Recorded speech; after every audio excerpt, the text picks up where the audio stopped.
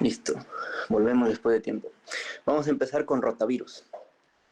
Pero antes de ir a las características, la patogenia, el correlato clínico de esta enfermedad por rotavirus y el diagnóstico, quiero empezar a hablarles por la clasificación de los virus ARN, porque es de este tipo de virus al que pertenece el rotavirus. Después vamos a ver la hepatitis viral, vamos a hablar un poquito ahí de virus ADN, ¿no? Porque, bueno, solamente hay un tipo de virus ADN en las hepatitis, y eso lo pueden anotar, que les pueden preguntar, que es el virus de la hepatitis B. El resto son virus ARN, al igual que esto. Así que por eso he creído conveniente empezar a hablar de la clasificación de los virus ARN. Ya, entonces, se lo clasifica en dos, ¿ya? Tenemos los virus ARN con nucleocápside icosaédrica. Ya saben que la nucleocápside es la estructura que rodea el genoma compuesta por proteínas, ¿no? Y también tenemos una nucleocápside helicoidal dentro de los virus ARN. Entonces, por parte de los de nucleocápside icosaédrica tenemos de dos tipos, los envueltos y los no envueltos. ¿Cuál es la diferencia entre que un virus presente envoltura y no envoltura? ¿Cuál será, por ejemplo, más susceptible a agentes químicos como el pH, la temperatura? ¿Un virus envuelto o no envuelto? ¿Cuál es más susceptible a esos agentes? Empecemos por ahí.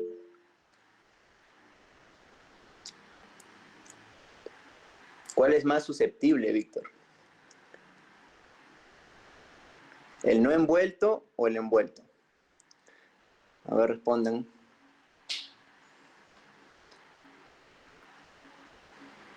Obviamente el envuelto, ¿no? ¿Por qué es más susceptible el envuelto al pH, la temperatura, ¿no? Al calor, a los ácidos? Porque tiene una membrana lipídica. Entonces, esa membrana lipídica, si bien es cierto, le confiere la ventaja de que este tipo de virus va a poseer mayor infectividad, ¿ya? Todo eso se pierde con que esa membrana de lípidos lo hace más susceptible a todo esto, ¿ya? Pero este tipo de virus poseen mayor infectividad, no se olviden. Y eso va a ser importante para más adelante. Justamente este tipo de virus que vamos a ver, el rotavirus, es un virus que pertenece a esta familia de virus ARN que no tienen envoltura. Entonces, si no tiene envoltura, no va a ser susceptible al pH, a la temperatura, ni al calor, ni a los ácidos. Es por eso que este virus ingresa normalazo por el tracto gastrointestinal, llega al epitelio intestinal y empieza a replicarse y lo infecta y destruye los enterocitos. Y no solamente los enterocitos, vamos a ver más adelante. Entonces, si a ustedes les preguntan cuáles son los tipos de virus que son más susceptibles a estos agentes químicos como el pH, temperatura, calor, uy, son los envueltos. Espera un momento, se dejó de compartir. Pero agentes como el rotavirus no son susceptibles a estos agentes y es por eso que se transmiten por vía fecal oral. Y esa es otra característica importante, que la mayoría de los virus no envueltos se van a transmitir por esa vía fecal oral, van a infectar el tracto gastrointestinal. En cambio, los virus envueltos, ustedes van a ver que se van a transmitir con frecuencia por vía respiratoria, por vía parenteral, por la sangre, los virus envueltos, ¿no? El caso del VIH, por ejemplo, ¿no? El VIH nunca se va a transmitir por fecal oral porque tiene envoltura, pero el rotavirus no tiene envoltura, pues entonces, como no tiene envoltura, no tiene lípidos susceptibles a esos agentes químicos, ¿ya? Espero se haya entendido ese razonamiento. Uy, creo que empezó a fallar esto de acá. A ver, una última, les comparto, si no cambio de dispositivo, ya me dan un par de minutos. Igual vamos a continuar con la clase. Ya, a ver. Sí, por favor, no te vayas. Ya. Entonces seguimos aquí con los no envueltos. Dentro de los no envueltos tenemos los de ARN en sentido positivo monocatenarios y los ARN doble cadena, ¿ya? Y segmentados. ¿Qué quiere decir ARN en sentido positivo? No importa si es monocatenario o bicatenario. En sentido positivo quiere decir que es un ARN que rápidamente va a ser... no, está que se va. Voy a cambiar de dispositivo, ¿ya? Y volvemos. Un ratito.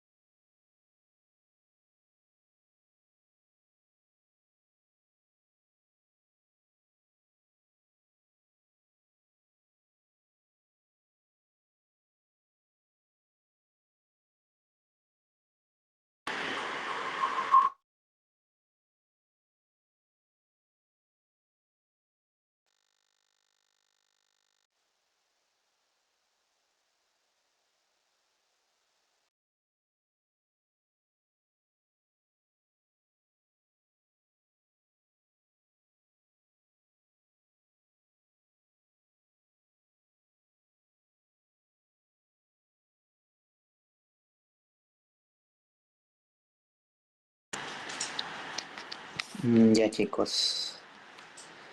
¿Sí se me escucha? Sí, ¿no? Para continuar. Ya con mi dispositivo, ya en este no se va a ir. Ya, bacán. Ya, entonces recuerden que los virus... uy, mira, aquí, ya, aquí está. Ya, recuerden que los virus envueltos son más susceptibles, ¿ya? Susceptibles a agentes químicos, ¿ya? Vamos a hacer así.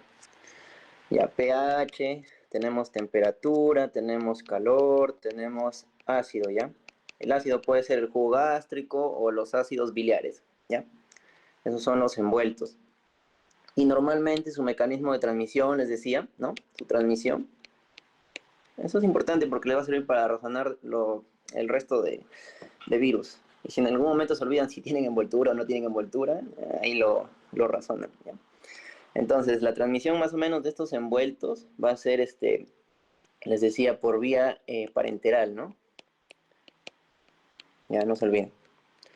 Ya, luego tenemos a los no envueltos, dentro de los ARN con nucleocápside y cosaédrica. ¿Ya? Tenemos a los no envueltos que son más resistentes a estos agentes químicos. Es por eso que su vía de transmisión es fecal-oral, más que todo. ¿Ya? Van a afectar el tracto gastrointestinal. Listo. Entonces, dentro de este grupo de virus ARN con nucleocápside cosaédrica no envuelta, está el virus que vamos a estudiar el día de hoy, ¿no? Aquí está, ¿no? El rotavirus. También hay una clasificación, ¿no? Dentro de los no envueltos con ARN en sentido positivo, ¿no? Que es este de acá. ARN en sentido... Sí, Johnny, ¿qué pasó?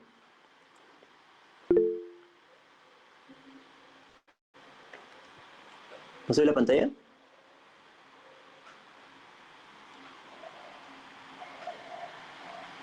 ¿Se ve la pantalla o no se ve la pantalla? Sí, se ve. ¿Sí? Ah, ya. Johnny, recarga tu... Ajá. Sí, ya. Hay que esperar a Johnny.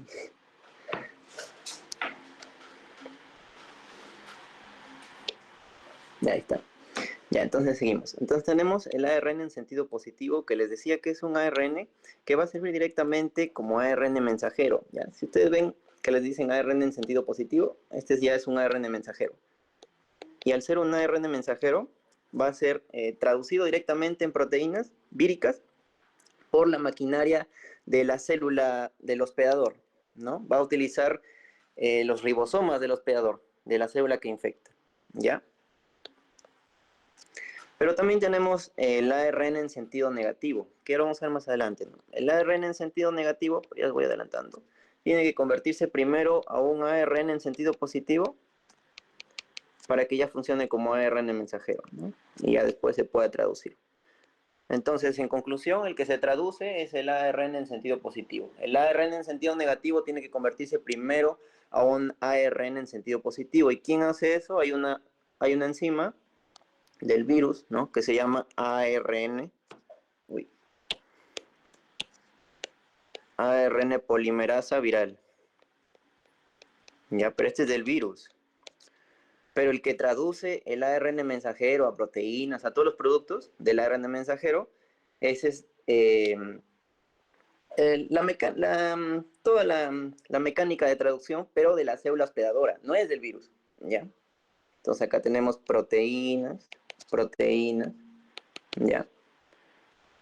¿Y quién hace esto? ¿Quién se encarga de la traducción de proteínas de ese ARN mensajero o ARN en sentido positivo? La maquinaria celular, ¿no? Ya. Eso en cuanto a generalidades, que quizás algunos no conocían, ¿no? Quizás otros ya. Ya, entonces ahí está, en sentido positivo, ¿no? Pero no segmentado, porque también el ARN puede estar, este es el virus, ¿no? Tiene ahí su nucleocápside, hay que hacerlo en forma de polígono. Tiene su nucleocápside y adentro está su ARN, su material genético, ¿no? En este caso estamos dibujando un no envuelto. Pero también ese virus, ¿no? Puede estar así, puede tener su ARN fragmentado, a eso le llaman segmentado, ¿no? Este de acá es no segmentado y este de acá es segmentado, ¿ya? Entonces, ¿cuáles son los no segmentados que tienen el ARN no segmentado? Tenemos todos estos, los picornavirus o picornaviridae, todos estos son familias por si acaso, vamos a pintarlo, son familias. Siempre el sufijo viridae hace referencia a familia de virus, ¿ya? Familia. Todos estos son familias, ¿ya? Picornaviridae, caliciviridae, peviridae. Ya, dentro de esos tenemos el picornaviridae. Tenemos algunos virus del género. Los que ya terminan en sufijo virus son géneros, ¿ya? Son géneros de virus. Vamos a... Estos de acá son géneros de virus. Ya, todos los que terminen en virus, virus, virus son géneros, ¿ya?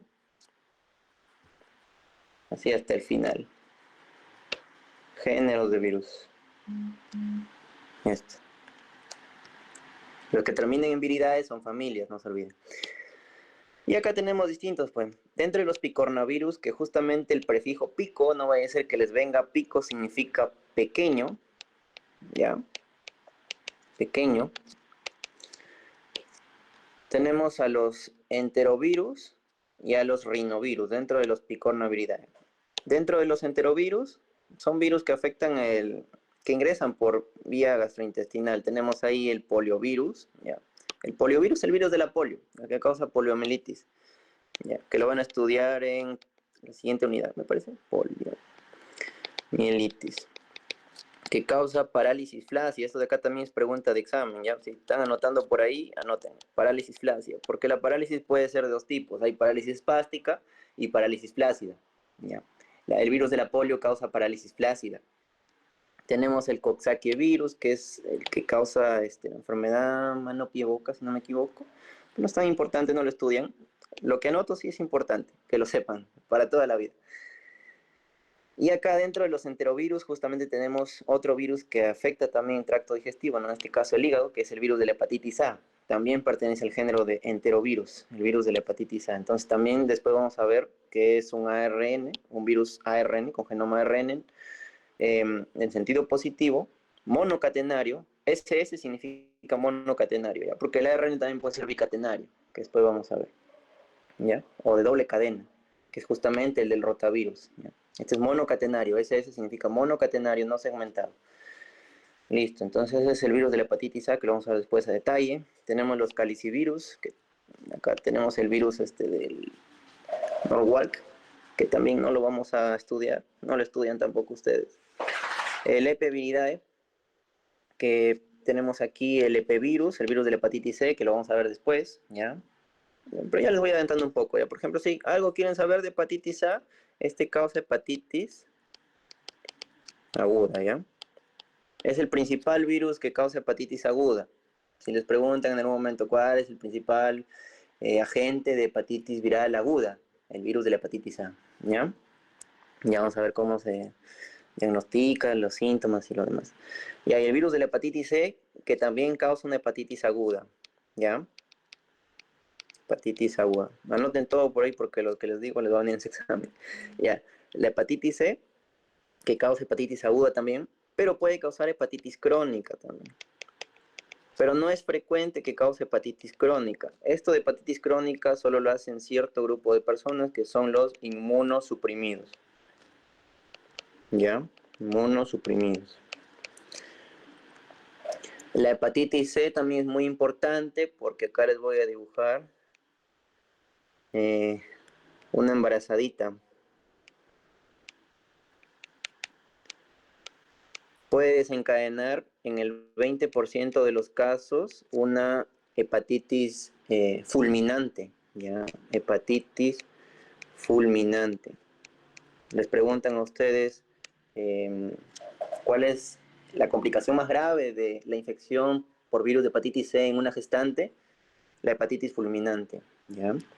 Porque es el 20% de los casos. Si ustedes lo llevan, son de 10 personas, son 2, ¿no? De 10 gestantes que ustedes tienen, son 2. La quinta parte. Listo. Ya, eso por el lado de los ARN de cadena simple, en sentido positivo, no segmentados, ¿ya? Y sin envoltura, ¿ya? Y si ven, su vía de transmisión, fecal-oral la mayoría, ¿ya? Después que vamos a ver cada uno, fecal-oral, van a ver, transmisión fecal-oral. ¿Por qué? Porque no tiene envoltura. Facilito que llegue al tubo digestivo, porque los ácidos no le van a hacer nada, porque no tiene envoltura, ¿ya? Luego tenemos de doble cadena, bicatenario, ¿ya? Y segmentados además. Ahí tenemos la familia Reoviridae y justamente el género rotavirus. Ahí está el virus que les va a venir a ustedes en su examen. Y el coltivirus, que bueno, ese no les va a venir. ¿Ya? El rotavirus sí. Todo lo que les viene a ustedes es porque es frecuente aquí en el Perú. A los otros virus que no les viene es porque es de otro país. Si estudiáramos en otro país, ahí sí nos vendría, ¿no? A todos nosotros, incluyéndome a mí. Ya está. Esa es la parte de los no envueltos. Hasta ahí hemos terminado. Ahí les he dado bastantes preguntas que les pueden venir en cualquier momento de los exámenes. Ya. Ahora virus con envoltura. ARN, ¿ya? Con nucleocápside icosaédrica. Tenemos ARN monocatenario en sentido positivo nuevamente, no segmentado. Acá tenemos la familia Togaviridae y Flaviviridae, que esto lo van a ver en tercera unidad, la otra unidad, ¿no? Ahí ven los alfavirus, los ribovirus, bueno, alfavirus, ¿no? Ribovirus no ven. Ven ahí flavivirus. En flavivirus acá tenemos el virus de la fiebre amarilla, por ejemplo, ¿no? Que lo van a ver también. Fiebre amarilla. La fiebre amarilla también causa hepatitis, ¿ya? O sea, también es un virus hepatotropo. ¿Qué quiere decir con hepatotropo? Que tiene organotropismo. ¿Sí han escuchado el término organotropismo? Que es la especificidad de ciertos agentes por órganos específicos, ¿no? La fiebre amarilla también afecta al hígado, cierta parte, ¿ya? También puede causar hepatitis, también llega al hígado, la fiebre amarilla, flavivirus. Hepatitis C, que también pertenece a esta familia de Flaviviridae, ¿no? Pero es el virus de la hepatitis C, ya que el virus de la hepatitis C, si les preguntan a ustedes cuál es el principal virus de la hepatitis que causa enfermedad hepática crónica, ese es el virus de la hepatitis C, más frecuente, hepatitis crónica, ¿ya? Es el que cronifica en el 80 más o menos por ciento de los casos. ¿Cuál es el otro virus de la hepatitis que cronifica? El virus de la hepatitis B, que no está acá porque el virus de la hepatitis B es ADN, que lo vamos a ver más adelante. Es otro virus que también cronifica, pero en menor porcentaje que el virus de la hepatitis C. Y aparte este virus de la hepatitis C hace hepatocarcinoma, ¿ya? Hace cáncer en el hígado, al igual también que el virus de la hepatitis B, ¿ya? ¿Qué más? Tenemos acá, acá no estamos acá, ahora, en los ARN, en sentido positivo, diploides. Acá tenemos los retroviridae, ¿no? Tenemos ahí el antivirus, justamente de acá sale el VIH, ¿ya? De acá sale el VIH.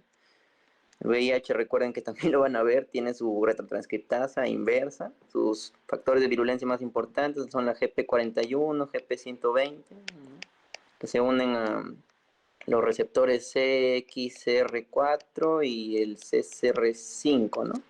¿Ya? Que afectan linfocitos TCD4, macrófagos, células dendríticas, ¿ya? Listo.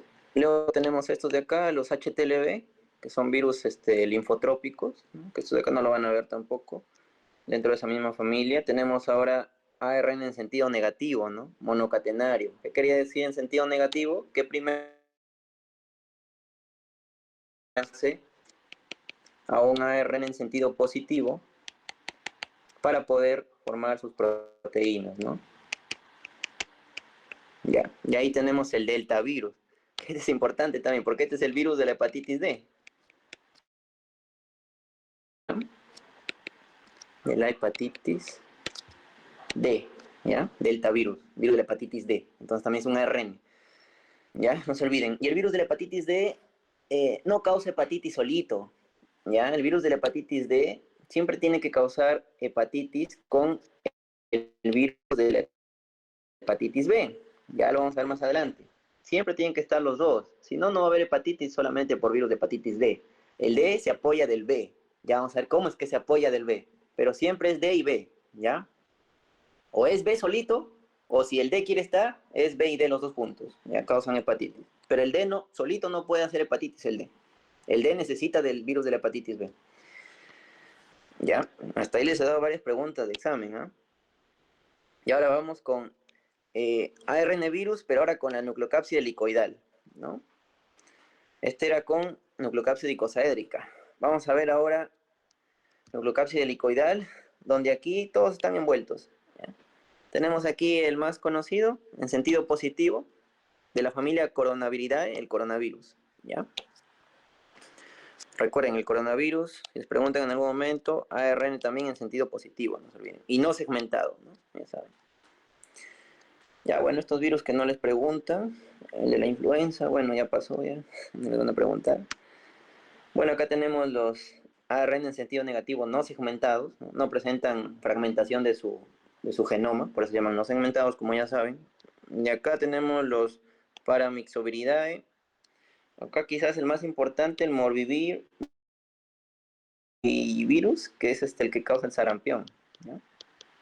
Es el sarampión. Ahí tenemos el virus del sarampión, pues, en este grupo, virus del sarampión. Ya que eso ya lo han estudiado también. Este lo van a estudiar en la otra unidad, el Rhabdovirus. No, Rhabdoviridae, familia Rhabdoviridae, grupo, género, perdón, Lisavirus. Acá tenemos al virus de la rabia, ¿ya? El virus de la rabia que es 99.9% mortal, ¿ya? Y vamos a ver también en la otra unidad seguramente el virus de la rabia. Y finalmente el último, que filovirus, que no es importante para... Ya. Ahora, con respecto a estructura y mecanismos en general de estos virus ARN, bueno, ya hemos visto las cápsides, ¿no? Tenemos las cápsides icosaédricas y las cápsides helicoidales. Una cápside icosaédrica, recuerden que tiene 20 lados, ¿no? Forma un polígono de 20 caras, porque es un polígono, el polígono tiene caras, 20 caras, ¿ya? Y que adentro está obviamente el genoma, ¿no? Puede estar fragmentado, no fragmentado, o segmentado, no segmentado, que le llaman, ¿no? Y también tenemos la nucleocápside helicoidal, ¿no? Que también va a albergar adentro al genoma. Pero esta nucleocápside helicoidal va a tener forma de cilindro, ¿no? Vamos a ver. Listo. Y acá tenemos la parte de virus de envoltura y sin envoltura, ¿no? Recuerden que la envoltura viral, el virus la adquiere de la membrana de la célula, ¿no? Esta de acá es la célula hospedadora. El virus ingresa, porque los virus, recuerden otra característica importante, que los virus siempre ingresan dentro de la célula, porque los virus son patógenos intracelulares, ¿no? Obligatorios. Necesitan de toda la maquinaria celular para poder replicarse y hacer su ciclo patológico, ¿ya? Entonces, ¿de dónde sacan la envoltura? Les decía, los virus con envoltura de la membrana celular, ¿no? De una célula hospedadora, no se olviden. Y ya les hablé la diferencia entre un virus con envoltura y sin envoltura. ¿Cuál es susceptible a los cambios químicos, pH, temperatura? Los virus con envoltura, ¿no? Y por eso los virus con envoltura no se pueden transmitir por vía fecal-oral. En cambio, los virus sin envoltura, como no tienen envoltura, no son susceptibles a estos agentes químicos y se van a transmitir por vía fecal-oral, principalmente, ¿ya? Justamente eso dice acá en inglés, ¿ya? ¿Qué más? Bueno, acá están los mecanismos también de cada uno, que ya les he explicado, ¿no? Acá tenemos para virus, ARN de cadena simple en sentido positivo, ¿no? ¿Cómo lo hacen estos virus ARN de cadena simple en sentido positivo? Su replicación. Tenemos acá la cadena simple de ARN, una sola cadena, o monocatenario le pueden llamar.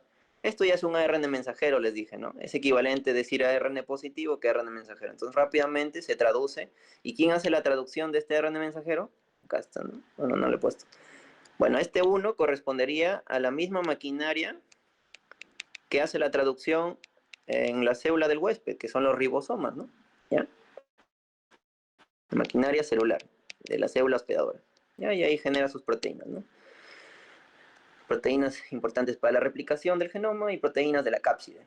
Luego tenemos aquí, bueno, hay que esperar un ratito hasta acá, ¿ya? Vamos con el virus en sentido negativo, ¿ya? Virus en sentido negativo, ARN de cadena simple o monocatenarios. Nuevamente, tenemos aquí el ARN en sentido negativo, ¿ya? Primero, actúa aquí una ARN polimerasa viral, les dije, que lo transforma a ARN en sentido positivo, y luego ya actúa la maquinaria celular, ¿no? De la célula huésped, o hospedadora, mejor dicho, para formar las proteínas importantes para replicación y la nucleocápside. Luego tenemos los virus ARN de doble cadena, ¿no? Bicatenarios. Acá, primero, el ARN de doble cadena debe ser transformado, siempre debe ser transformado a un ARN mensajero, ¿no? O a un ARN en sentido positivo, ¿ya? ¿Y quién hace esto? Acá el 5, la enzima se llama ARN polimerasa dependiente de ADN, ¿ya?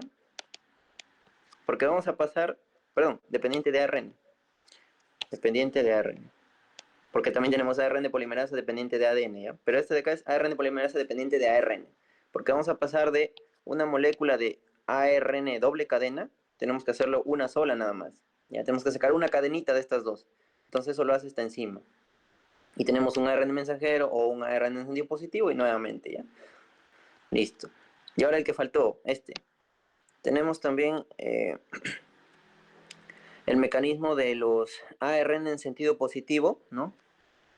Que son los retrovirus, ¿ya? Retrovirus con ARN en sentido positivo, ¿no? Acá tenemos la cadena monocatenaria de ARN en sentido positivo, pero este virus tiene que transformarse primero a una cadena de ADN, ¿ya? Y después de que se transforma una cadena de ADN, se hace la transcripción a un ARN mensajero, ¿no? Como siempre ocurre normalmente en el cuerpo, ¿ya?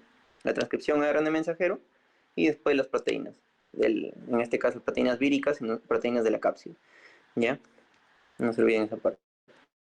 Esos son los mecanismos generales que después ya no los voy a repetir ya, pues porque ya está de más, ya lo estamos viendo aquí. Y todos los virus hacen uso de lo mismo, ¿ya? Pero en este caso son ARN nada más, después vamos a ver lo que hacen los ADN. Y acá tenemos todos los mecanismos o todos los desenlaces que puede llegar a causar una infección por virus. ¿Ya? Este primer mecanismo que se muestra en la primera imagen se conoce como la infección. Ustedes van a escuchar este término infección abortiva, ¿ya? Donde el virus llega a la célula hospedadora, pero no le causa daño, porque no hay replicación. A veces ni siquiera entra, Porque la célula hospedadora tiene a su alrededor todos sus mecanismos de defensa necesarios. Tiene su interferón, ¿no?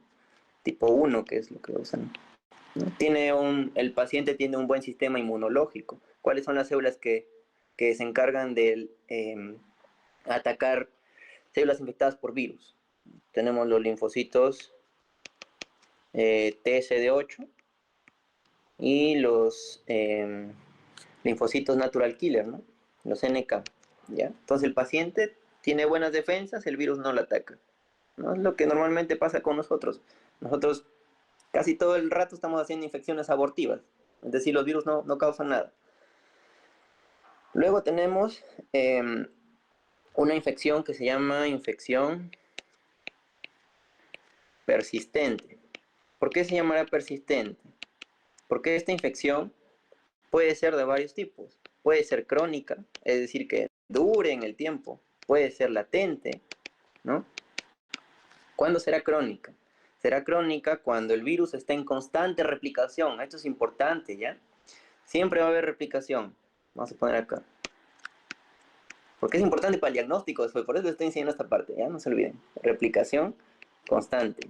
De ahí el diagnóstico de hepatitis, más que todo, lo van a sacar al toque. Y son las preguntas que más dificultan en el examen de segunda unidad. Ya, porque viene bastante diagnóstico de hepatitis viral. Entonces, ¿qué significa que una infección persistente sea crónica? Que esté en replicación constante, ¿ya? Y que el virus no daña la célula. Normalmente esto lo hacen los virus con envoltura, ¿no? También lo pueden hacer los virus desnudos, pero principalmente son los virus con envoltura. Por eso que el VIH hace una infección crónica, pues, ¿no? ¿Ya? Porque tiene su envoltura ahí. Entonces, el virus no daña la célula. Acá el mecanismo es liberación por gemación, si se acuerdan, ¿no? Entonces, si no daña la célula está viva, pues, y el virus lo sigue infectando. Infecta otra célula y así, sucesivamente. Una infección latente se genera cuando el virus no se replica, pero tiene su genoma está dentro del ADN del hospedador. ¿No? Tenemos este es el ADN del hospedador y el genoma del virus ya está metido por acá. Hay un puntito ahí del genoma, por acá, ¿no? ¿Ya? Acá lo vamos a poner genoma viral. Ahí tienes ya al virus. Y si el huésped o el hospedador en algún momento entra en un estado de inmunosupresión, ¿no? Se queda estudiando toda la noche para su examen, un día antes, ¿no? No estudia con tiempo. O es un paciente que fuma mucho, que consume mucho alcohol, entra en un estado de inmunosupresión. Estos virus pueden hacer recurrencias, ¿no? Las infecciones recurrentes. Y esto es común de qué tipo de virus, que lo van a ver ustedes. Son los virus del herpes simple, tipo 1, tipo 2. ¿Ya? También el virus de la varicela zoster, ¿ya? ¿Qué otros virus tenemos? En general los virus del herpes son los que hacen la latencia, ¿ya? Cuando el huésped entra en inmunosupresión, se infecta nuevamente el paciente, empieza con los síntomas, ¿no? El herpes en este caso empieza con las lesiones en la boca o el herpes genital, ¿no? En la región perianal. Ese es el estado de latencia, no se olviden los virus del herpes. Está. Acá les voy a decir preguntas también, por si acaso. Ya, virus del herpes 1, recuerden que su latencia, ¿dónde lo hace? En el ganglio trigémino, ¿no? Porque hay lugares donde lo hacen su latencia estos, ¿no? El virus del herpes 2, su latencia, ¿dónde? En el ganglio sacro, ¿no? Y el virus de la varicela zoster, ¿dónde es su latencia? ¿Alguien sabe?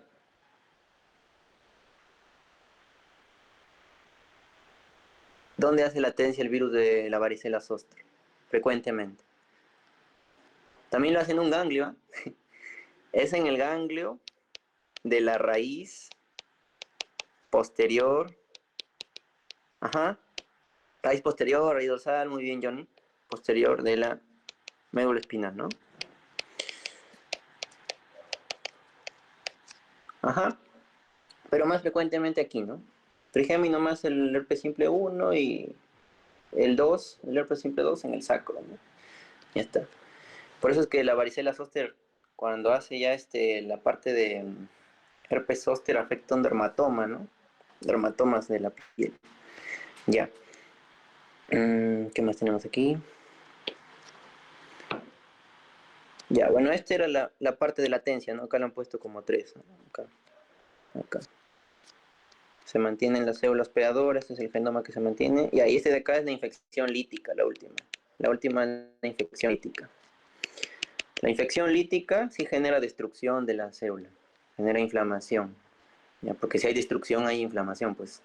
Si se destruye la célula empieza a liberar todas sus moléculas. Una de esas moléculas, por ejemplo, libera su ATP que está dentro, libera su calcio, y esto se llama inflamación.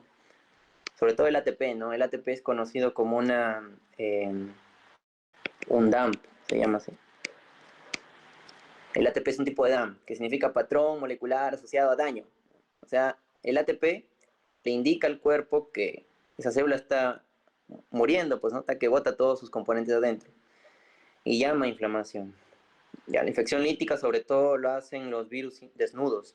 Ya, estos de los virus desnudos. Ya, listo. Vamos ahora con rotavirus.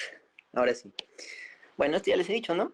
Familia de rotavirus, Reoviridae, si les preguntan. Género, rotavirus.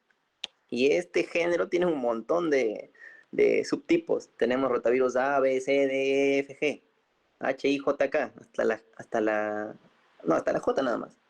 Aunque no sé, quizás hay K también, porque he visto, este es el último artículo que vi de 2017, ¿no? Quizás han encontrado otro más.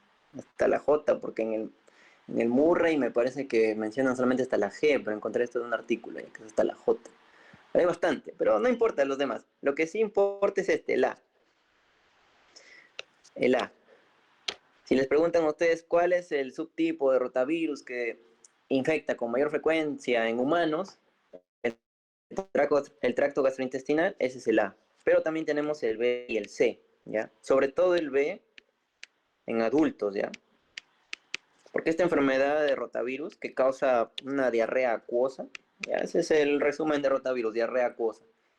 Es en niños, ¿ya? Pero en adultos está el B, principalmente.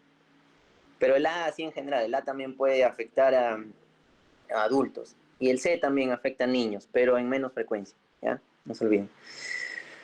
Lo importante de esto es que todos estos subgrupos A, B hasta la J están determinados por una proteína de la cápside del rotavirus, que esta vez preguntan, ¿no? Esa es la BP6.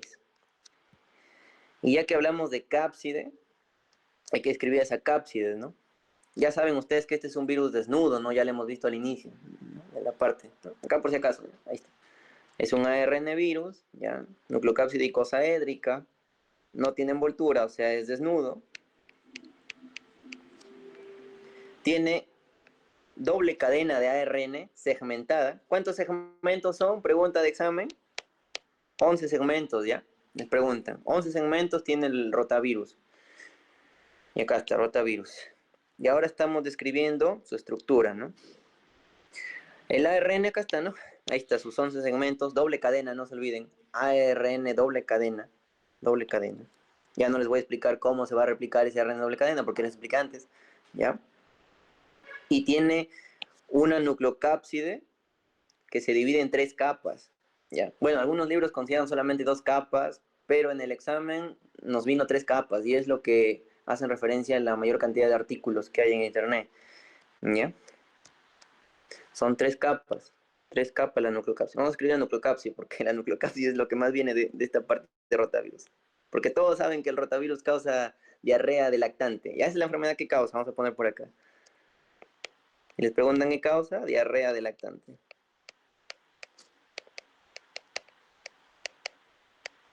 Ya está. Pero casi nadie sabe cómo es la nucleocápside. Núcleo. O se olvidan. Ya, ¿cómo es la nucleocápside? Son 3 capas. Ya vamos a hacer así. Una capa externa o cápside externa le llaman, cápside intermedia, ¿ya? Intermedia, y la cápside interna, ¿ya? Ya. ¿Qué es lo importante que deben saber de la cápside externa? que tiene dos proteínas principales, ¿ya? Una es la BP4 y la BP7. Uy. Las dos son muy importantes para la patogenicidad del virus, o perdón, de la infectividad. Ya que hablé de infectividad, patogenicidad, vamos a ver esos términos también que a veces uno no sabe, ¿no? Ya, vamos a hablar de infectividad, vamos a hablar de patogenicidad y vamos a hablar de virulencia rapidito nada más. ¿Ya? Son cosas que nunca deben olvidarse, que le van a servir para siempre. Ya, infectividad es la capacidad de un agente, no necesariamente de un virus, es la capacidad de un agente para ingresar al cuerpo de su hospedador, ¿ya? Esa es la capacidad de ingresar, ¿ya? Capacidad de ingresar. Pero tú sabes que a nuestro cuerpo ingresan todos los días microorganismos y no necesariamente nos causan enfermedad. Y eso es el siguiente término. Patogenicidad hace referencia a eso. La capacidad de generar enfermedad. Pero tú sabes también que un microorganismo entra en tu cuerpo te hace una enfermedad, pero si ese mismo microorganismo, por ejemplo, entra en otro paciente, puede generarle otro cuadro clínico. Es decir, hay diferentes cuadros clínicos en distintos pacientes. En algunos puede ser un cuadro más leve, en otros puede ser un cuadro más grave, dependiendo de las condiciones del paciente, ¿no? Si está vacunado, si se alimenta bien, si duerme bien, ¿ya? Y eso tiene que ver con la virulencia. La virulencia es la capacidad de causar enfermedad grave. En otras palabras, la virulencia es la medida de la patogenicidad, ¿ya? Pero me han entendido esos tres términos. Entonces, ¿quién le da la capacidad de infectividad a este rotavirus? Estos, pues, ¿no? ¿Quién hace que ingrese al cuerpo? O a la célula, por este caso, ¿no? BP4 y BP7. BP4 es muy importante porque esa BP4 va en dos, ¿no? Así como la canción, partida en dos. Y acá está, BP8 y BP5. Ahí están las dos, BP8 y BP5. La más importante es la BP8, porque esta de acá ya se va a unir al receptor en la célula hospedadora para que el virus ingrese, ¿ya? Pero acuérdense que BP4 se parte en BP8 y BP5. ¿Y quién parte pues, a BP4?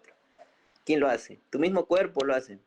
Las proteasas del intestino, porque tú sabes que en el intestino a nivel del duodeno, ¿ya? Y esa es otra pregunta, ¿no? ¿Qué parte del intestino delgado afecta al rotavirus? El intestino delgado, pero ¿qué parte exactamente, no? El intestino delgado, el duodeno y el yeyuno. Por eso hablan de intestino proximal. Entonces acá les voy a poner también, por acá, no sé. Ya, ¿a dónde ingresan estos dos? Duodeno. ¿Dónde más? Yeyuno, ¿ya? Ahí. Afectan no solamente al enterocito del duodeno yeyuno, afectan también a la célula enterocromafín. ¿Recuerdan qué hacía la célula enterocromafín en el tracto digestivo? Secretaba neurotransmisores, ¿no? Y uno de ellos es la serotonina, y vamos a ver después para qué sirve. Entonces tenemos acá que afecta a dos, principalmente los enterocitos, pues, ¿no? Y la otra que afecta es la célula enterocromafín, ¿no? O célula similar enterocromafín, lo que les hablaba en fisiología, güey. ¿Ya?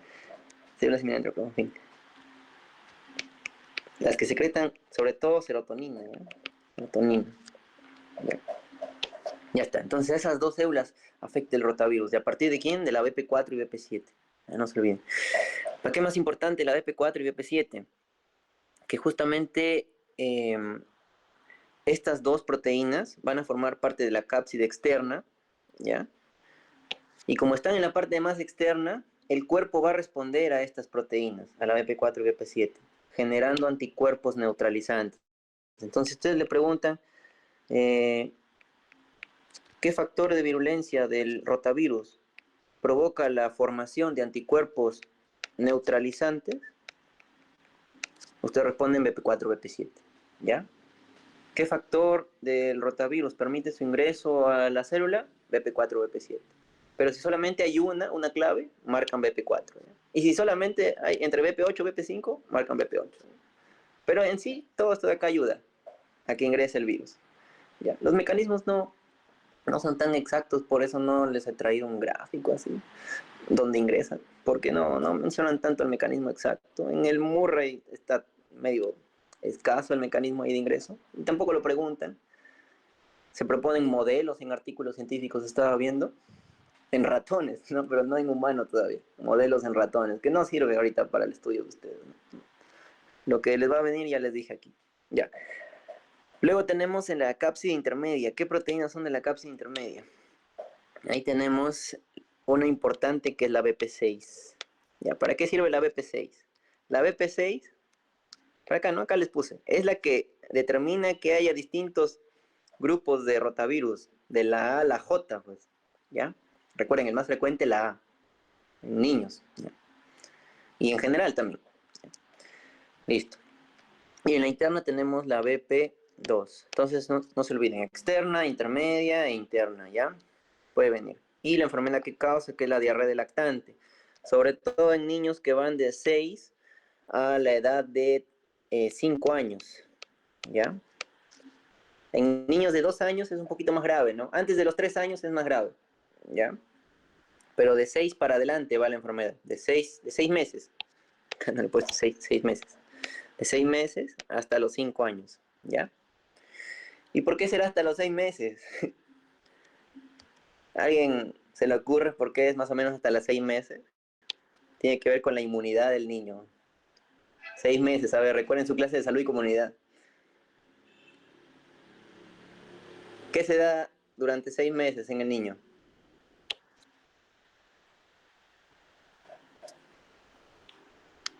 ¿Están respondiendo? Ajá, muy bien. Lactancia materna exclusiva hasta los 6 meses. ¿Ya?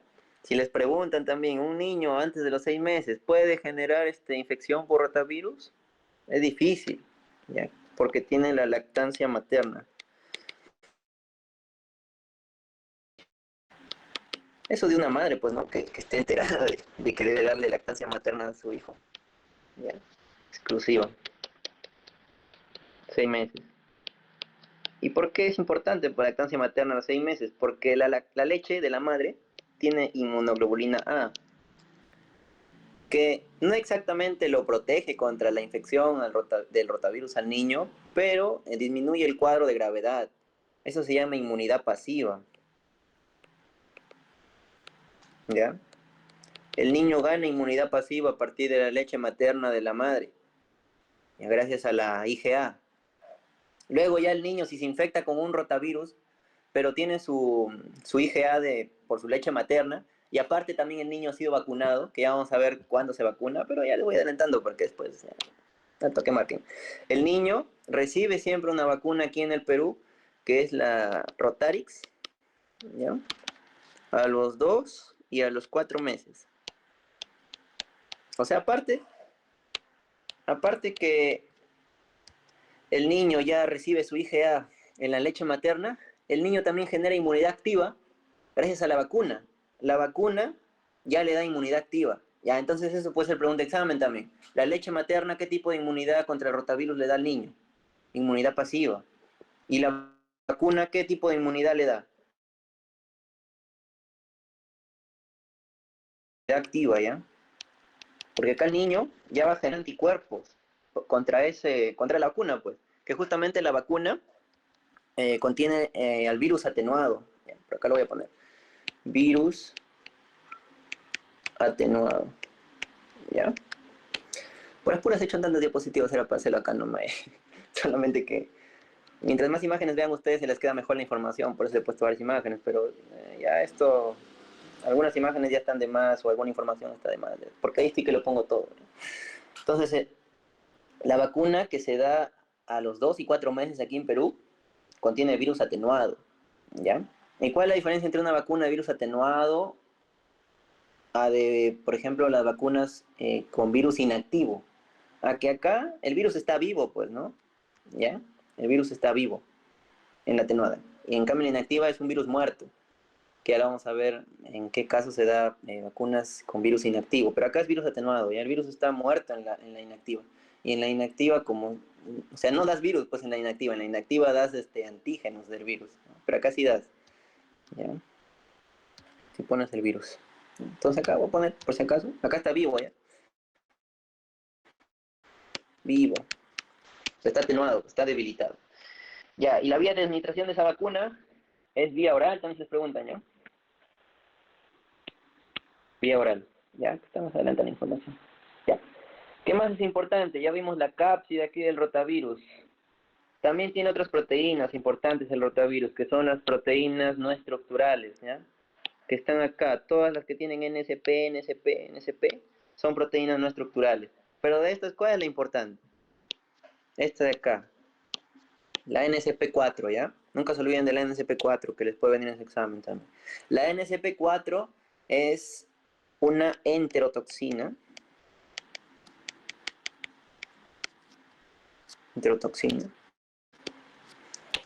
viral, ¿ya? Es, la, es el principal factor ahí de virulencia del rotavirus, la NSP4. Es la que te va a causar la diarrea acuosa, la NSP4. Porque es una enterotoxina también, pero no es como la enterotoxina del cólera que también te causa diarrea acuosa, ¿no? Sino es una enterotoxina viral. La del cólera es bacteriana, es una enterotoxina bacteriana, ¿no? Pero los virus también podemos ver aquí, ¿no? Que tienen sus enterotoxinas.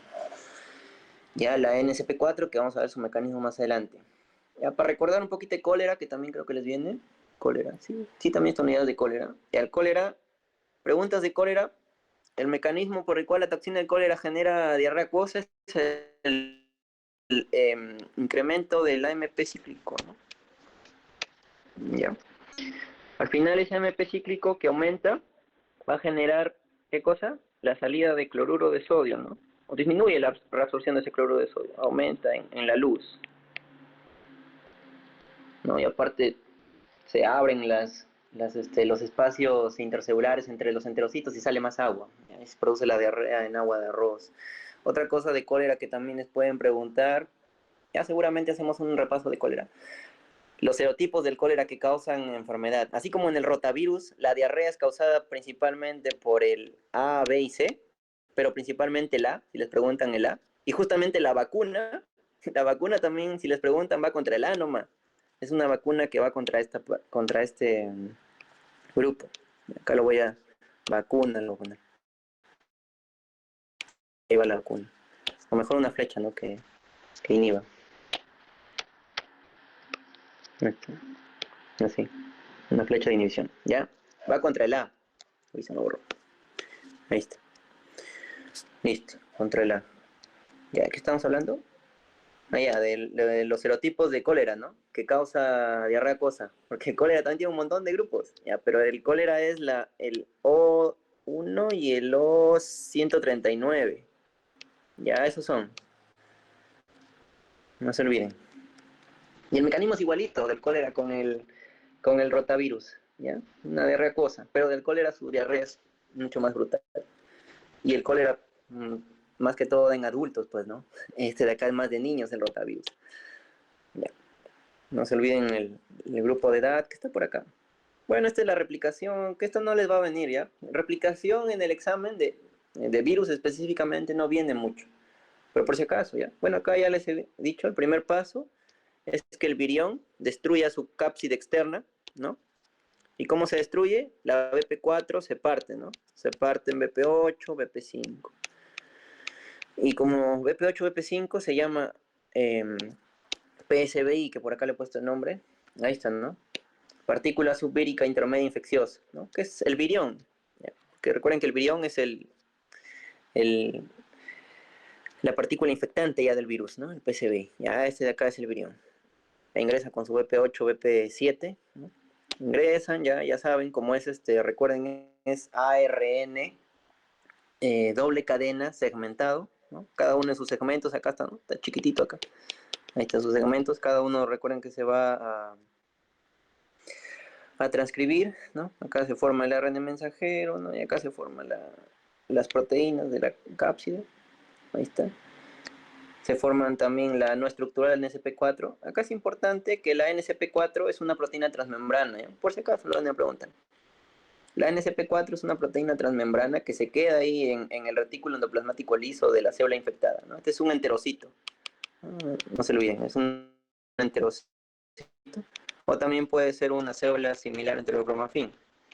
Entonces la NSP4 se queda ahí en el retículo endoplasmático de la célula. Ahí. Y vamos a ver después el mecanismo que hace. Pero principalmente lo que hace ahí es aumentar el calcio, ¿ya? Así que aumenta ahí el calcio. Calcio intracelular. Y eso genera que se activen los canales de cloruro, que se inhiba la bomba de sodio-potasio. ¿Ya? Y esto vamos a ver. Que nos van a preguntar esos mecanismos, pero como para que conozcan, ¿no? Y ahí está cómo se forma, ¿no? Ya, esto lo hemos visto al inicio nada más. Está mejor explicado al inicio. Acá está un poco engorroso. Pero igual, no se olviden acá los puntos claves, ya destrucción proteolítica de la cápside, ya la formación de esta partícula, ya por acción de las proteasas, no se olviden que acá, esto lo hacen las proteasas acá del intestino, porque acá estamos, recuerden, estamos en la luz, ¿no? Todo esto de acá es la luz intestinal, ¿ya? Del duodeno y ayuno, ¿no? Por ahí donde están los ácidos biliares. Y las proteasas ahí secretadas por el páncreas, por el conducto de Wilson. Ahí, por ejemplo, está la tripsina, ¿no? ¿Ya? Esa tripsina lo parte a la BP4. ¿Ya? Y a partir de eso el niño, cuando ocurre una primera infección por rotavirus, ya el niño empieza a generar inmunogenicidad. Nosotros, casi todos nosotros hemos sido infectados alguna vez de pequeñitos por el rotavirus. ¿Ya? Si hemos tenido una diarrea a los 8 meses, al año, ¿no? Ya hemos generado inmunidad activa, ¿ya? Ya sea con la vacuna o con una infección primaria, ¿no? E inmunidad pasiva si es que nuestra madre nos ha dado leche materna hasta los 6 meses. Ya, y no se olviden la NSP4, la enterotoxina, que ahorita vamos a ver el mecanismo, ¿ya? Replicación no les viene porque es igualito a lo que ya les he explicado por acá, por acá. ¿Cuál correspondería a rotavirus? Esta, ¿no? Ahí está. Que hay una RNA polimerasa dependiente de ARN, transforma en ARN mensajero y después se hace, ¿ya? Lo que ya les he explicado. Y acá están las funciones de cada uno. Como les digo, en algunos libros no consideran una cápside intermedia, ¿ya? Lo consideran a las 6 como la cápside interna, pero yo me acuerdo que en el examen vino externa, intermedia e interna. Pero por si acaso, ya, si les viene a ustedes, la BP6 en el Murray lo consideran como interna, ¿no? Y ya las demás, la BP7, BP4 que está por acá, ahí está, son de la cápside externa, ¿no? Esta BP4 forma como espículas, ¿ya? Puntitas ahí acá lo hemos visto, ¿no? Ahí está la BP4, ahí está, puntitas ahí. Como la proteína spike del coronavirus, así igualito, ¿no? Ya está. Ya esa. Y la importante acá es la NSP4. ¿Ya? No se olviden acá, lo voy a... Que esa es la enterotoxina viral, que es similar a la toxina del cólera, ¿ya? Es homóloga. Perdón, análoga sería, ¿no? Análoga, porque es la misma función. Enterotoxina viral. Misma función, pero tiene otro origen, ¿no? Pues es análogo. Ya. Entonces, ¿qué hace esto? Ahí está, enterotoxina, para movilizar calcio. No se olviden, el mecanismo es con calcio acá, ¿ya? Aumenta el calcio intracelular, ¿ya? Y causa diarrea. Pero también hace aumento MP cíclico, vamos a ver acá. Ahí está. Acá está el mecanismo de NSP4. Este es con AMP cíclico, igual a la toxina del cólera. Entonces, ¿cómo hacen? Tienen acá ustedes el enterocito y tienen acá una célula enterocromafin, ¿ya? Ya les dije que a los dos infecta el rotavirus, enterocito y enterocromafin. Entonces llega el enterocito y en el enterocito lo primero que hace esta NSP4 mediante el aumento de calcio, ¿no? Acá vamos a poner en el enterocito, aumenta el calcio y el calcio hace que se activen acá en las microvellosidades los FTR, ¿no? Que son los canales de cloruro, si se acuerdan, ¿no? De la fibrosis quística. Cuando hay mutación de estos, se produce la fibrosis quística, se produce una secreción espesa, ¿ya? Estos son los canales de cloruro, ya los FTR, se activan por el calcio, Por acá tienen la bomba de sodio, potasio, ATPasa, que también se inhibe, se malogra esa bomba de sodio, potasio, ATPasa, por el aumento de calcio. ¿Ya? Eso ya lo hemos visto en fisiología. ¿Qué otra cosa más puede hacer por aquí? Eso ya. Y disminuye la reabsorción de sodio, pues, ¿no? Disminuye la reabsorción de sodio y cloruro. ¿Ya? Eso hace el rotavirus. Pero ¿qué más puede hacer? A nivel histopatológico, el rotavirus en el enterocito puede hacer que estas microvellosidades se aplanen. ¿Y qué pasa si se aplanan las microvellosidades del enterocito? El enterocito ya no va a poder reabsorber los micronutrientes, macronutrientes, como lo haría normalmente, ¿no? Entonces acá se empiezan a acumular electrolitos, ¿ya? Se empiezan a acumular nutrientes, y todo eso te jala agua, pues, ¿ya? Y se genera la diarrea acuosa. Eso es por una parte, en el enterocito nada más, ¿ya? Acuérdense lo que les digo. Pero cuando la NSP4 acá infecta a la centrocromafin, igual también por aumento de calcio, ¿qué hacía el calcio también? Estimulaba la exocitosis, ¿no? ¿Ya? Estimula la exocitosis de un neurotransmisor. ¿Cuál es ese neurotransmisor?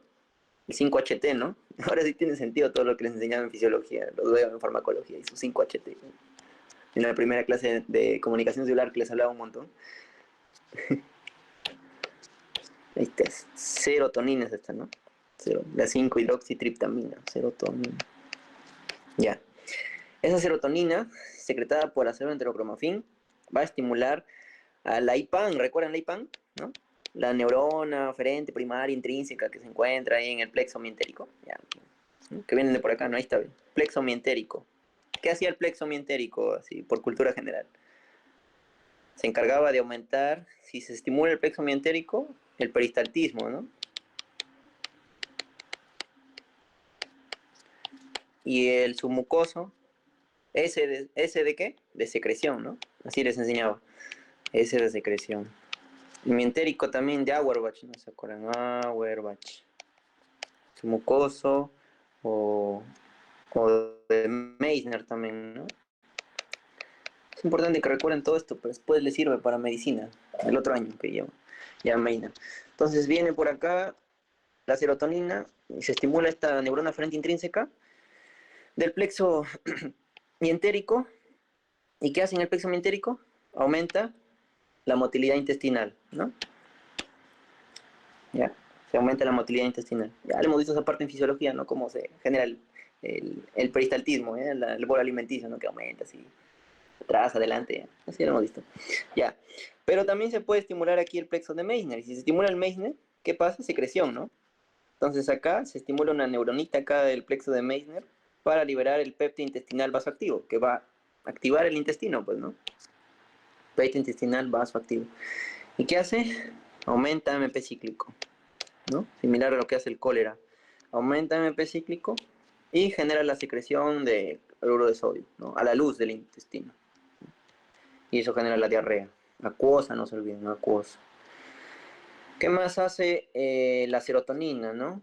Estimula acá las neuronas IPAN, ¿no? El plexo mientérico, y viene por acá a estimular el centro del vómito, ¿ya? En el bulbo raquídeo, pues ya el vómito también lo hemos visto en fisiología, todo el mecanismo del vómito, ya no les voy a decir. Ya, y de del centro del vómito nacen neuronas eferentes, ¿no? Que salen de ese centro del vómito para estimular el vómito, pues, ¿no?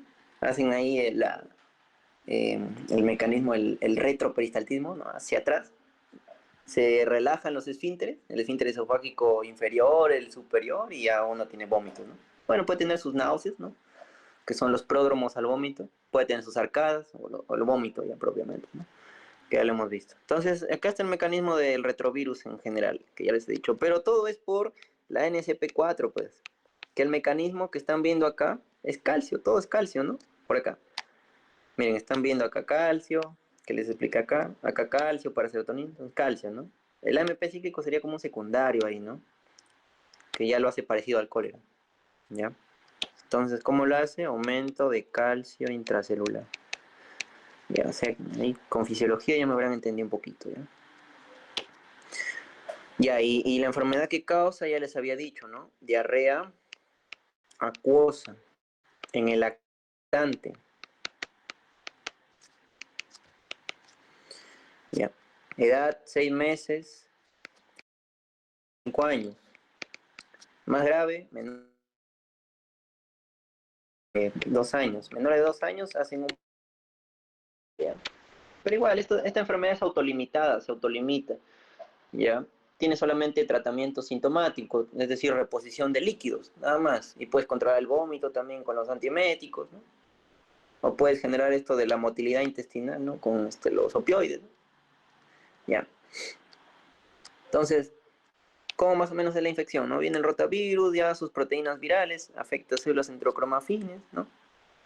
Ah, ya, también, aparte del aplanamiento de los enterocitos, también puede destruirlos, pues, ¿no? Porque si el virus empieza a replicar acá, se replica, se replica, se replica, como no tiene envoltura, es desnudo, ¿cómo es su mecanismo de salida? Lisis, ¿no? Lo mata el enterocito, entonces también se pierden enterocitos, ¿no? Acá como dice, célula lisis. Ya, hay lisis de la célula intestinal. Ya, pues eso hace todo lo que ya les he dicho, ya disminuye la superficie de absorción, disminuye la expresión de enzimas, los nutrientes, ¿no? Pues ya no se van a poder transportar hacia la sangre, no, se pierde la absorción, ¿no? Como dice acá. Y esa pérdida de absorción de nutrientes genera un componente de la diarrea acuosa, porque la diarrea acuosa tiene dos componentes, un componente osmótico y un componente secretor. El componente osmótico es el que jala agua, pues, el que genera que todos esos nutrientes, esos electrolitos que no se han absorbido, hace que se jale el agua y se provoca la diarrea, pues, ¿no? Es el componente osmótico de la diarrea acuosa, que es generado por la lisis de las células intestinales o el aplanamiento de las microvellosidades. Ese es el componente osmótico. Pero el componente secretor es generado por la otra vía, ¿no? Del NSP4, ¿no? Mediante serotonina, ¿no? Se estimula acá el sistema nervioso entérico, ¿no? El nervio vago que genera el vómito, ¿no? Todo eso de acá. Ahí está, se estimulan los FTR, canales de cloro que ya les explicaba, ¿no? Los canales de cloro dependientes de calcio también, ¿ya? Y todo eso estimula una diarrea secretora, que es el otro componente de la diarrea acuosa, pues. ¿Ya? Entonces, osmótico por disminución de la absorción. Y secretor por aumento de qué? De la secreción, pues, ¿no? Pero secreción de qué? De cloruro de sodio, ¿ya? Y esa es la patogenia de este virus, que sí viene, ¿ya? Por eso les he hecho bastante detalladito la patogenia. Ya, ahora vamos con histopatología, cambios morfológicos, que ya también les he dicho, y esto lo va a servir también para el otro año. ¿Qué hace el rotavirus en el intestino? Genera acortamiento y atrofia de las vellosidades intestinales, ¿ya? Pero sobre todo lo hace a nivel apical, ¿ya? A nivel apical. Y a nivel medio también, a nivel apical medio de las vellosidades, ¿no? Estamos viendo acá arriba. Esta es una microfotografía electrónica, ¿ya? Donde se ve aquí el enterocito todo espaciado acá, ¿no? Está vacuolizado. ¿Por qué? Porque está entrando en apoptosis ya ese enterocito. Está muriendo ya, ¿ya? Está que se hincha ahí. Y aparte ha perdido sus microvellosidades, ¿ya?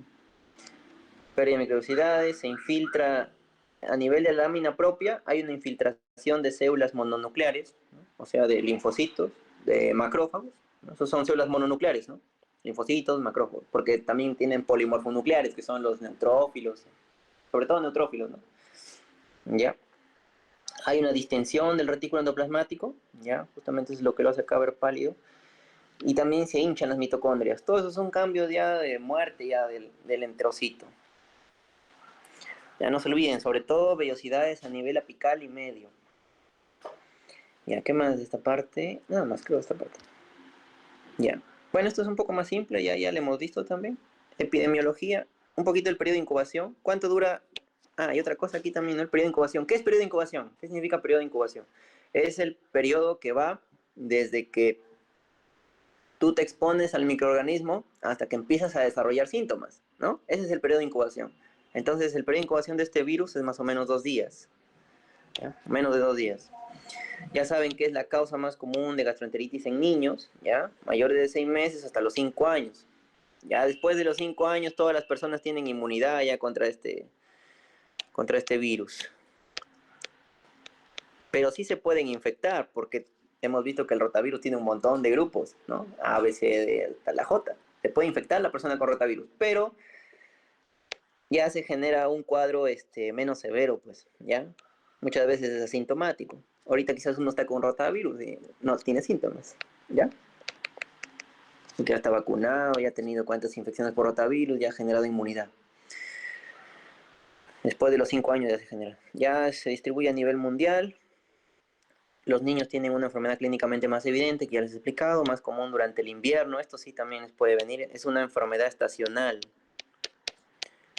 ¿Por qué? Porque ocurre más en invierno, sobre todo en climas templados como el que hay aquí en Perú, ¿no? ¿Ya? Diarrea invernal también se le conoce a esta enfermedad, ¿ya? Diarrea de lactante, diarrea invernal, porque es una enfermedad estacional. Y acá tienen otros más, que lo pueden leer ya después, ¿ya? Para ir avanzando. Recuerden que el B es sobre todo acá en adultos, de ahí se ha visto en China, como menciono, pero también puede estar en lactantes, niños mayores, así. ¿Ya? El diagnóstico. ¿Cómo les puede venir a ustedes? Quizás les ponen un caso clínico en su examen. Les ponen niño de 3 años, niño de 2 años, niño de 1 año. Presenta varios episodios de vómitos, diarrea. Y le ponen diarrea acuosa, ¿no? O les ponen diarrea. La madre niega haber visto sangre, ¿no? Diarrea acuosa, no inflamatoria, sin sangre, ¿no? Esas son características de rotavirus, pues, lo que estamos viendo. Entonces acá lo vamos a poner ya. Diarrea acuosa, no inflamatoria, no disentérica. No hay sangre, pues es agüita nomás. El niño tiene fiebre, tiene vómitos, le duele el abdomen, ¿ya? Tiene malestar. Si ha estado varios días, ya unos 4 o 5 días, y ha sido grave la infección por rotavirus, el niño puede tener otros signos, como signos de deshidratación, ¿no? El niño puede tener los ojos hundidos, puede tener el signo de pliegue positivo, que ya vamos a ver más adelante, toda esa parte. ¿Y cómo se hace el diagnóstico? El diagnóstico principalmente es clínico, ¿no? Ustedes ya con lo que les he dicho, si ya son pediatras, si les llega a su consulta un niño así de esas características, al toque sacan que es rotavirus, ¿no? ¿Ya? Este es el diagnóstico clínico. Pocas veces se usa esto, que es el ELISA, pues, ¿ya? El ensayo de inmunoabsorción, ¿ya? Eso de ahí se usa poco porque al toque se diagnostica con la clínica nada más, ¿ya? Pero también puedo usar ELISA, aglutinación en látex y el PCR también para el virus. Listo. ¿Cuánto dura el cuadro clínico? 4 o 5 días nada más. Es breve, ¿ya? Normalmente es autolimitado, ¿ya? Las principales causas de mortalidad de este virus se presentan, por ejemplo, si la madre no le ha dado leche materna exclusiva hasta los 6 meses a su hijo, si quizás la madre no cuenta con un hospital cercano para acudir cuando su niño empieza con diarrea, ¿ya? Y la madre le ha dado fórmula a su hijo desde antes de los 6 meses, ¿no? Le ha dado leche formulizada, ¿no? Esa leche artificial que dan, ¿ya? También es factor de riesgo. Y acá están los síntomas: fiebre, malestar, dolor abdominal, vómitos, diarrea acuosa, no inflamatoria, no sanguinolenta, o sea, no disentérica, ¿no? ¿Ya cuáles son los signos de deshidratación? Que el bebé empiece a llorar sin lágrimas, boca seca, signo del pliegue, que es cuando se le jala un poquito de piel, ¿no? De la mano, del estómago, ahí como se ve en la imagen, y se queda ahí el pliegue marcado por unos segundos, ¿no? Si tú te jalas ahorita, tu pliega al toque regresa normal, ¿no? A su estado normal en tu piel, porque hay turgencia, ¿no? Hay una disminución de la turgencia, porque se está perdiendo agua, pues. El niño puede tener oliguria también, ¿no? Oliguria, o sea, que orina poquito. Ya si es muy grave, el niño puede tener un trastorno del sensorio, ¿ya? ¿Qué otro signo podemos encontrar? El niño puede estar en una taquicardia, un aumento de la frecuencia para compensar esa deshidratación, ¿ya? Porque ya lo hemos visto, ¿no? Ya hemos visto presión arterial es igual a gasto cardíaco por frecuencia cardíaca, ¿no? No, perdón, por resistencia vascular periférica, gasto cardíaco igual a volumen sistólico por frecuencia cardíaca, ¿ya? Entonces, ¿Qué tipo de shock te genera el rotavirus? ¿No? Una deshidratación grave por rotavirus, shock hipovolémico, o sea, bajo líquido en tu sangre, ¿ya? Estás perdiendo líquidos, shock hipovolémico. Esto de acá te puede llevar a la muerte ya tu niño. Eso es lo que lo mata. Al final lo que mata a los niños que se infectan por rotavirus y que tienen factores de riesgo es el shock hipovolémico. Y el corazoncito hace taquicardia para compensar la falta de irrigación a los tejidos. ¿Ya? Toda su fisiología, estos signos lo pueden sacar. ¿Ya? Y si el corazón aumenta frecuencia cardíaca, aumenta esto de acá y aumenta la presión. ¿No? Porque en el shock hipovolémico se baja la presión. También puede haber hipotensión en el niño. ¿No? Pero lo que uno quiere es que el niño no llegue a esto. Pues. ¿Quién quiere que se muera un niñito? Entonces el tratamiento aquí, como les he dicho, es sintomático, es rehidratación, ¿ya? Reposición de líquidos. Y también se ha visto en estudios el zinc, el zinc. El zinc sobre todo para ayudar a la proliferación, pues, ¿no? De los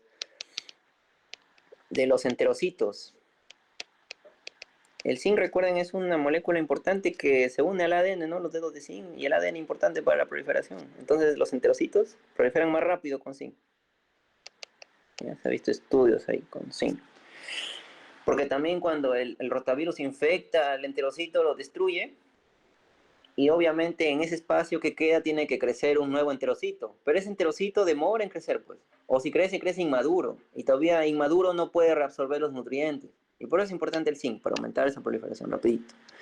¿Ya? Y la prevención, el Rotarix, la vacunación, la higiene, ¿no? Limpiar el pañal, ¿no? Lavarse las manos, los padres, ¿no? Limpiar los juguetes de los niños por ahí, porque justamente los juguetes también son un medio de transmisión por fomites, ¿no? Los juguetes son los fomites. Después lleva la mano a la boca, el niño ahí se infecta. ¿Ya? Porque recuerden que es transmisión fecal oral, no se olviden, porque es desnudo. Toda esa introducción que les he dado al inicio es para que después al toque marquen. Ya. Ya bueno, y los pacientes que son hospitalizados deben ser aislados para evitar la transmisión, porque estos pacientes en sus heces están botando un montón de rotavirus, ¿ya? En las heces. Y justamente las heces son las que se miden acá en el ELISA, pues el ELISA y todo eso de acá lo miden en heces, pues. Como esas heces son bien líquidas, como agüita, ¿no? En heces, ¿ya? Ya, ¿y cómo es el esquema de vacunación para rotavirus? Ya les había dicho, ¿no? Acá está. Primera dosis a los 2 meses, ¿ya? Ahí está. Y la segunda dosis a los 4 meses. Y con eso ya el niño tiene su inmunidad activa. Recuerden la vacuna, vía oral, virus. Y eso es todo. Ahora vamos a pausar la grabación para ver si tienen alguna pregunta, ¿ya? Para pasar hepatitis.